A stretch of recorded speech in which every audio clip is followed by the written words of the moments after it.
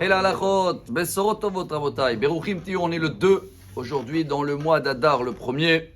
Et comme on est dans la paracha où on commence à voir toute la liste de ce qui est important dans la maison de Dieu, dans le temple, je pense que vous avez remarqué qu'il y a un objet, il y a une matière qui est très présente dans le temple. C'est laquelle? L'or. Il est partout. Tout ce qui, la menorah en or, le shulchan recouvert d'or, l'arche de l'or, partout de l'or. C'est peut-être bien. Moi, je me rappelle, il y a Hasra, avant le mariage, j'étais voir le rabbin.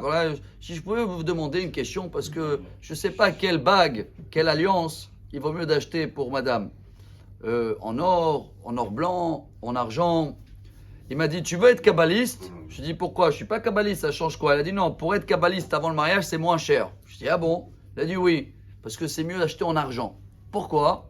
Alors, il m'a expliqué à l'époque que quand on marque en hébreu de l'or, zahav, c'est zain, hey, bet. Ça veut dire dans la valeur numérique, ça descend.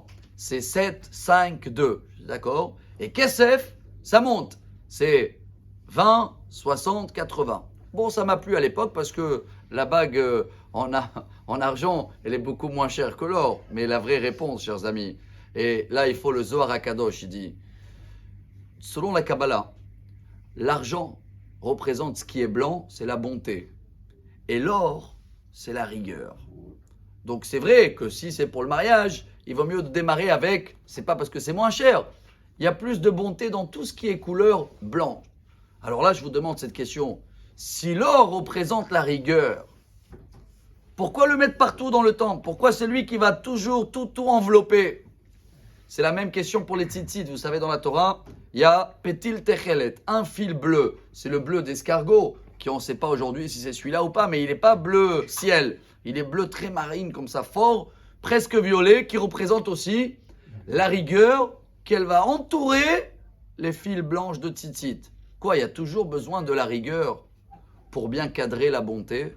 La réponse d'aujourd'hui, chers amis, c'est la réponse du Zohar HaKadosh, bien sûr.